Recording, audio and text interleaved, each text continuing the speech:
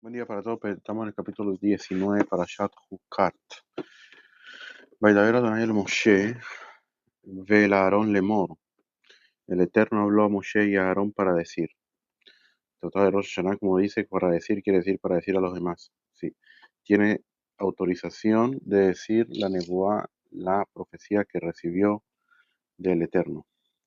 Este es el decreto de la Torá que el Eterno ha ordenado diciendo: ahora los hijos de Israel y que tomen para ti una vaca bermeja completa en la que no haya defecto, sobre la cual nunca se impuso yugo. Entonces, primero vamos a entender qué es lo que sucede aquí. Dice aquí Rashi: debido a que el Satán y las naciones del mundo se mofan de Israel diciendo: ¿qué es este mandamiento? ¿Bien? Dice aquí que hay 4 preceptos en los cuales el Satán y las naciones del mundo rejetan a Israel, como por ejemplo Yevun, que es casarse con la esposa del hermano fallecido en el caso de que no haya tenido descendencia. Shatnez, la prohibición de mezclar lana con lino. Seir Amistaleach, que es enviar un shivo al desierto en Yom Kippur por parte del proceso de purificación de pecado. Y el cuarto es para Aduma, que es la vaca bermeja de la cual se está hablando, aunque seguramente también están otros preceptos. El Midrash habla específicamente de estos 4 porque son los únicos actos que comparten una naturaleza paradójica y contradictoria.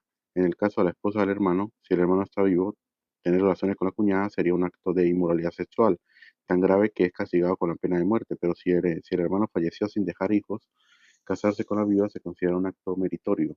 Respecto a la prohibición de mezclar el lino, está permitido el hilo de tejelet que llevan los tzitzit, que sea de lana, incluso si la vestimenta es de lino. Respecto al chivo enviado al desierto, lo paradójico del caso es que el animal contamina con impureza al que se ocupa de él, pero al mismo tiempo purifica a Israel de sus faltas. Y finalmente, en el caso de la vaca bermeja, aquí también todo el que se ocupa de realizar los procedimientos de este precepto se contamina con la impureza, sin embargo sus cenizas quitan la impureza. Por consiguiente, la posible objeción radica en la naturaleza paradójicamente contradictoria de cada uno de estos actos. Por eso cada vez que dice juká o hok, quiere decir de que es algo que no tiene una explicación, no es algo lógico. Y esta es la explicación por la cual, precisamente después de la parashat de Korach, viene la parashat de Jucat. Hablar de la parada Duma, que es como dice aquí, de que es de que es paradójicamente contradictoria. ¿Por qué? Porque vimos con Korah que él quiso utilizar la lógica con respecto al tzitzit y las mezuzot. Ah, si tengo la casa llena de más parashiot, tengo el Sefer Torah, no sería mejor. O si tengo todo el talí lleno de tejelet, no sería mejor. Utilizando la lógica, Korah quería venir y supuestamente eh, em, hacer la disección que quería hacer. Entonces Akadosh Baruj Hu, al ver esto, automáticamente da a Israel lo que es el precepto del Pará Dumá.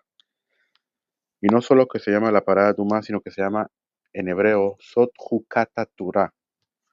Esta es el decreto de la Torah, que es lo que preguntan los comentaristas. ¿Por qué no dice este es el decreto de la vaca bermeja? O este es el decreto de la tuma, de la impureza. Porque precisamente dice este es el decreto de la Torah. Entonces viene para decirnos de que no solamente lo que tú no entiendes eh, hay que cumplirlo. Incluso lo que supuestamente piensas que entiendes también lo tienes que cumplir. Pero lo que supuestamente tú piensas que entiendes, también tienes que colocarlo como si fuera también una juca, una ley que no entiendes, para que no hagas como Korah. Por eso es que en la Torah no está escrito lo que se llama los teamim. ¿Por qué se dieron las mitzvot? ¿Cuál es la explicación de la mitzvah? No dice, honra a tu padre y tu madre, porque él te trajo al mundo y él se ocupó de ti cuando eras pequeño, esto, lo otro. No dice nada, no dice nada por qué hacerlo. ¿Por qué hacerlo? Porque así el creador dijo que hay que hacer. No coloques tu lógica. Y fue lo que pasó con Korah, que colocando su lógica en las mitzvot, fue que precisamente quería hacer la disección para agarrar la Keuna y hacer todo lo que quería hacer, y prácticamente cayó al tratar de hacer una cosa así. Por eso Kadosh Baruj Hu nos da le llama a la parada Tumá, no solamente que la llama ley, juká, pero no solamente que la llama juká, sino que la llama jukata Torah.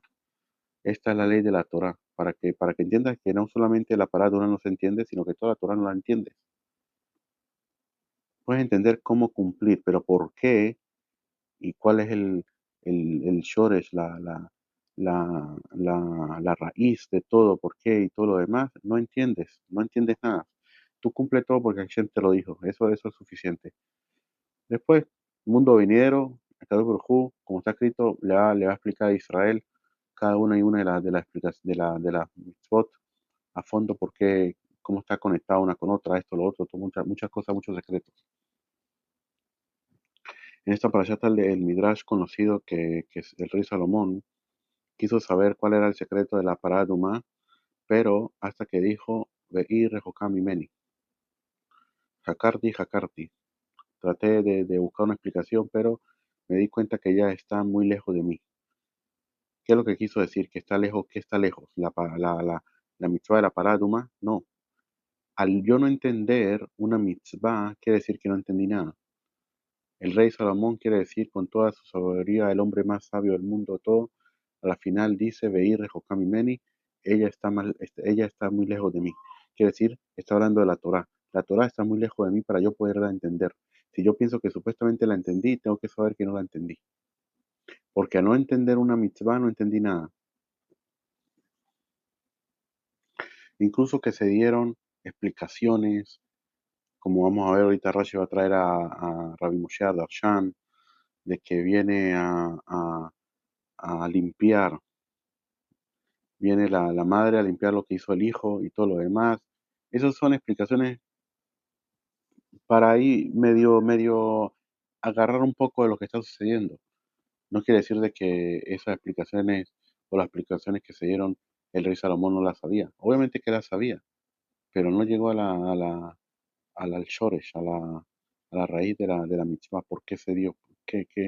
Por qué lo que dice aquí, por esa naturaleza paradójicamente contradictoria que hay en ella? ¿No se entendió?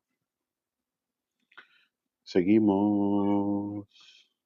¿Y qué razón hay para él? Dice aquí, dice las naciones del mundo se mofan diciendo que este mandamiento y qué razón hay para él. Por eso la Torah describió respecto a él, es un estatuto, como diciendo, es un decreto de mi parte, no tienes derecho a escopular acerca de él ni a criticarlo.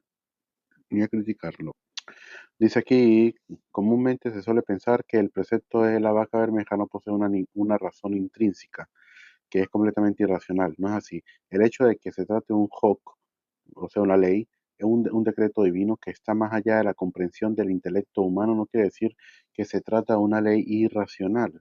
Al contrario, este precepto está fundamentado en las profundas razones de la existencia humana, y el Midrash afirma que Moshe sí fue capaz de comprender estas razones, como, como asevera el Maharal de Praga. Todas las leyes de la Torá poseen una razón intrínseca.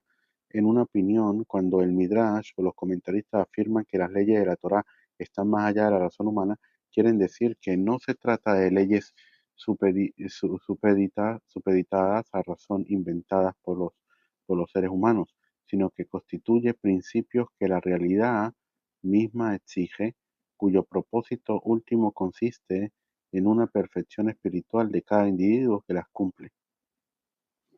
Y que tomen para ti, dice Rashi, la quería decir, este animal siempre será llamado en tu nombre, la gente dirá que es la vaca de Moshe, que Moshe preparó en el desierto. Que tomen para ti implica que Moshe debía ser el encargado de ocuparse de todo lo relacionado con la vaca bermeja. Sin embargo, más adelante la Torah dice que había que entregar la vaca a Eleazar el Cohen, implicando así que él era el que debía ocuparse de ella.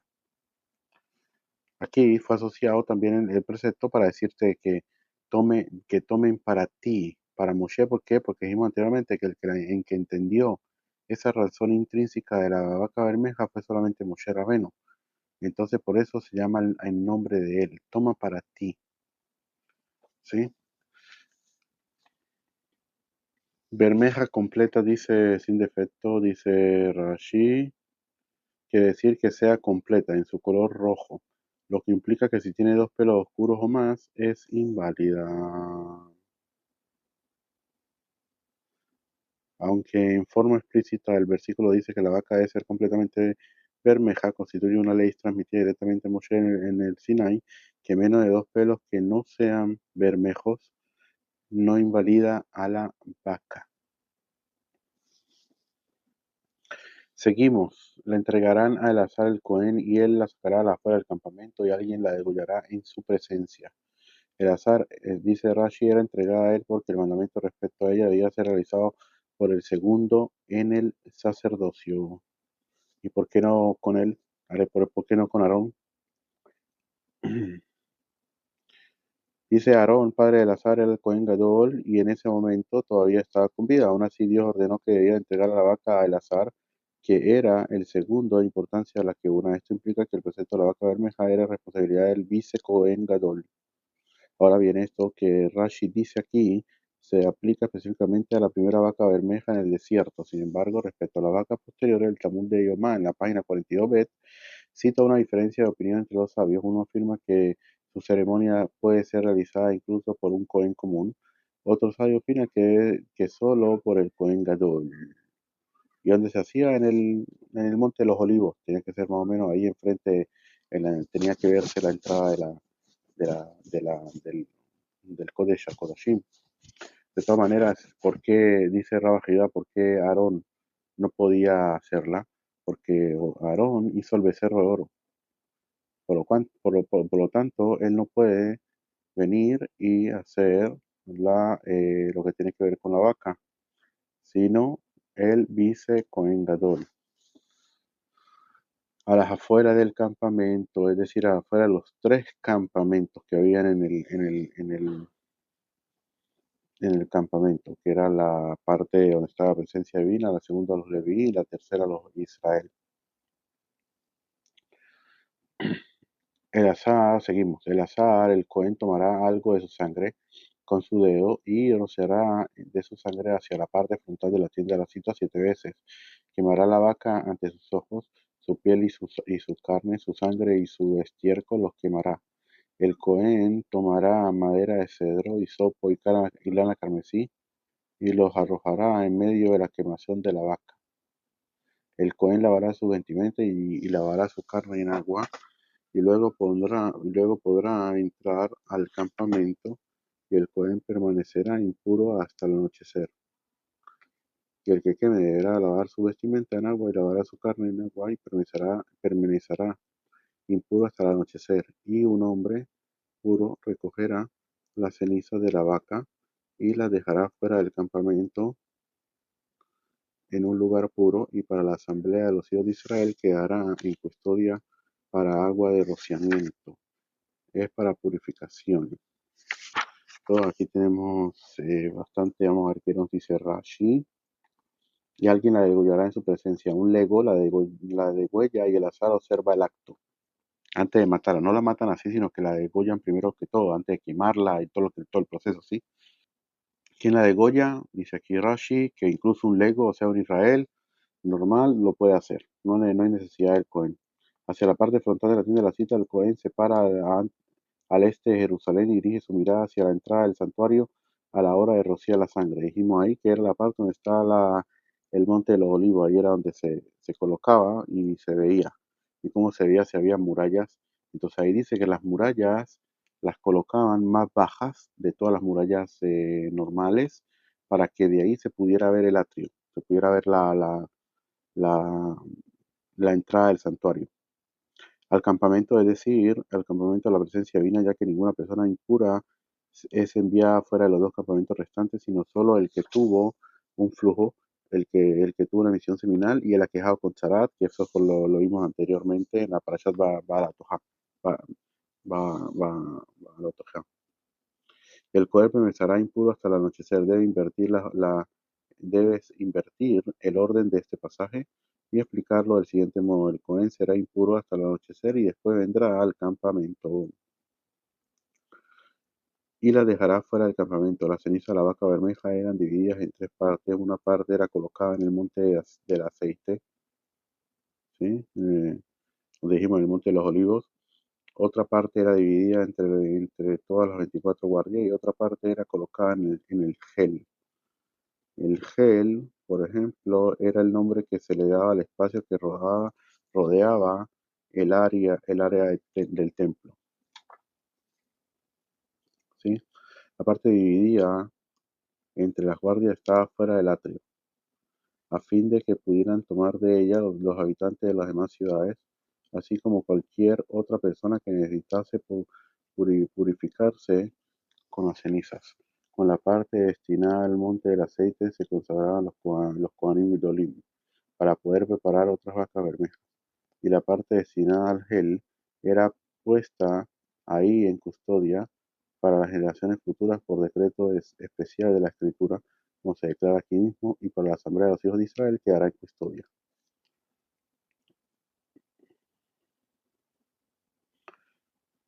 Quien dice aquí que la Mishnah en Pará 3:1, antes de quemar una nueva vaca bermeja, el Cohen común o mayor, encargado del ritual, era separado durante los 7 días previos a la quema. En cada uno de esos 7 días, el Cohen era rociado con la ceniza de la vaca anterior. Esas cenizas eran tomadas de la parte destinada al monte de los olivos. En el monte de los olivos. Seguimos. Para agua de rozamiento. Esta frase, agua de rozamiento, en el término quiere decir, como en el término que dice, le arrojarán una piedra. Aquí también quiere decir, para agua de rozamiento, quiero de arrojarán, de arrojar también, a rociar, también lo mismo.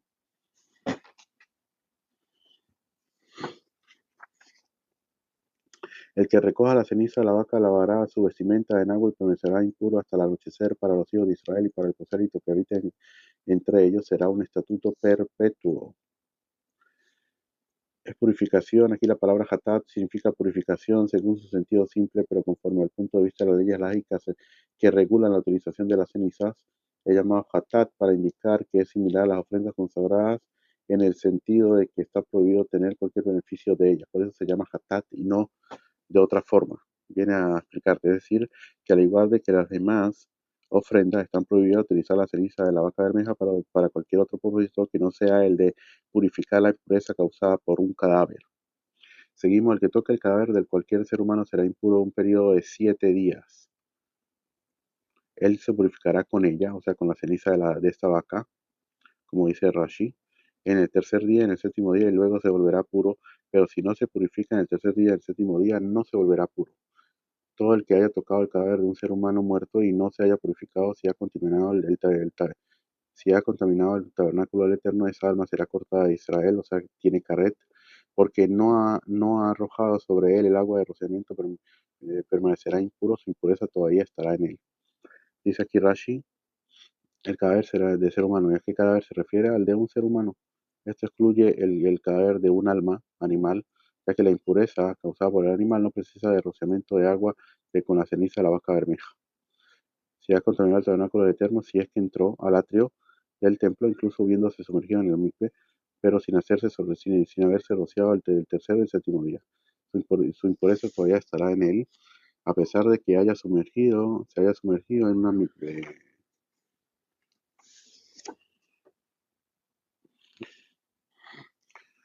Vamos a ver algo que dice el Gaomi Vilna aquí. Dice algo interesante. Él se purificará con ella en el tercer día, el séptimo día, y luego se volverá puro. Pero si no se purifica en el tercer día y el séptimo día, no se volverá puro, dice Gaomi Vilna. Porque hay que rociarse el tercer día para estar puro en el séptimo día? Dice aquí algo muy interesante. Dice Gaomi Vilna: en el tercer día quiere decir en los años del mundo. En el año de la creación según el judaísmo, pues estamos en el 5786, Beibaf. Hace, ¿Cuándo se dio la Torá? En el año 3000. En el año 3000 se dio la Torá. Entonces dice aquí La persona se impurificó con un cadáver, con un muerto. ¿Por qué? Todo a través del primer pecado del primer hombre. Entonces viene la impureza de la muerte. Pero hay que purificarse. ¿Cómo se purifica? El tercer día. El tercer día quiere decir el tercer milenio, en el año 3000 que fue dado la Torá, a través de que la persona estudia Torá en el tiempo que él vivió. Entonces, cuando llegue el séptimo, ¿qué quiere decir el séptimo? Cuando llegue la Geulá, la redención, en el séptimo año, que es el año sabático, se purificará, terminará su purificación cuando llegue allí. Así dice el Gaón Vilna. Con esto creo que dejamos aquí esta parte aquí, la primera parte para Shat Hukah. Que tengamos buen día.